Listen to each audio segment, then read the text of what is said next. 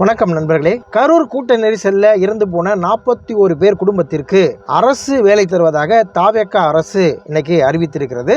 இந்த பிரச்சனையில ஆதரித்து சில பேர் கருத்து சொல்றாங்க, எதிர்த்து சில பேர் கருத்து சொல்றாங்க. ஆதரித்து கருத்து சொல்பவர்கள் என்ன சொல்றாங்க, இது என்ன அநியாயமா இருக்கு, ஒரு இழப்பு ஏற்பட்டிருக்கு, அந்த குடும்பத்துக்கு ஒரு அரசு வேலை கிடைக்குங்கிறது சந்தோஷமான விஷயம் தானே, இந்த விஷயத்தை ஏன் எதிர்க்கிறாங்க இவங்கெல்லாம் அப்படின்னு அவங்க ஆதங்கப்படுறாங்க. எதிர்த்து பேசுறவங்க என்ன சொல்றாங்க, எத்தனையோ பேர் வேலை வாய்ப்புக்காக ஏங்கிட்டு இருக்காங்க, படித்தவர்கள். விஜய் அவர்கள் தேர்தல் அறிக்கையில ஒரு அறிவிப்பு வெளியிட்டிருந்தார். வேலையில்லா பட்டதாரிகளுக்கு மாதம் 4000 ரூபாய் வழங்குவதாக அவர் சொல்லார். படிக்காம கூலி வேலைக்கு போயிருப்பார். அவர் இறந்தவர் கூலி வேலைக்கு கூட போயிருப்பாரு. அந்த குடும்பத்தில் இருக்கிற ஒரு அம்மாவோ அண்ணனோ தங்கியோ அவர்களுக்கு கூட படித்திருக்க மாட்டாங்க, அவங்களும் கூலி வேலைக்கு போயிட்டு இருப்பாங்க. திடீர்னு கூலி வேலைக்கு போயிட்டு இருந்த ஒரு நபர் திடீர்னு அரசு வேலைக்கு மாற்றப்படுகிறார்.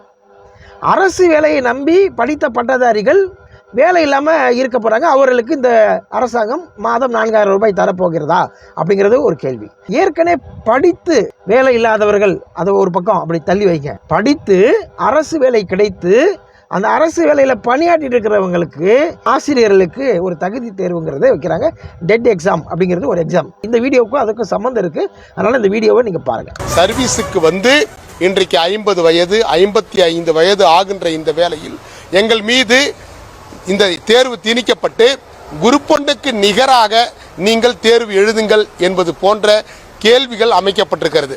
நடந்த ஆசிரியர் தகுதி தேர்வில் வேண்டுமென்றே வினாத்தாள்கள் கடினமாக கேட்கப்பட்டதாக ஒரு பகீர் குற்றச்சாட்டு எழுந்திருக்கிறது. சிலபஸ் படி 1லிருந்து 8ஆம் வகுப்பு வரைக்கும் பாடம் எடுக்கும் ஆசிரியர்களுக்கு தேர்வு நடைபெற்றது. ஆனால் நேற்று நடந்த தேர்வில் 11, 12ஆம் வகுப்புல இருந்தெல்லாம் கேட்கப்பட்டதாக. இந்த தகுதி தேர்வு 50 வயதுக்கு மேற்பட்டவர்களுக்கு வைக்கிறாங்க. ஒரு 10 வருடங்கள்ல அவங்க ரிட்டையர்ட் ஆக போறாங்க. படிக்காதவர்களுக்கு அரசு வேலை கிடைக்க போது ஈஸியா படித்து வேலை கிடைத்து ரிட்டையர்ட் ஆக போகிற வயசுல இவர்களுக்கு தகுதி தேர்வுன்னு ஒன்று வச்சு அவங்கள வேலையை விட்டு வெளியே அனுப்புற ஒரு முயற்சி நடந்துட்டு இருக்கு. அப்படியே எங்க பாத்தீங்கன்னா எந்த தகுதியுமே பார்க்காம ஒருத்தர் தன்னை பார்க்க வந்து இறந்துட்டாங்கிறதுக்காக இந்த குடும்பங்களுக்கு வேலை கொடுக்கிறாருன்னா இது எந்த வகையில நியாயம்ங்கிறத நீங்க மனசாட்சியோட யோசிச்சு பார்த்தீங்கன்னா உங்களுக்கே விடை கிடைக்கும். நன்றி.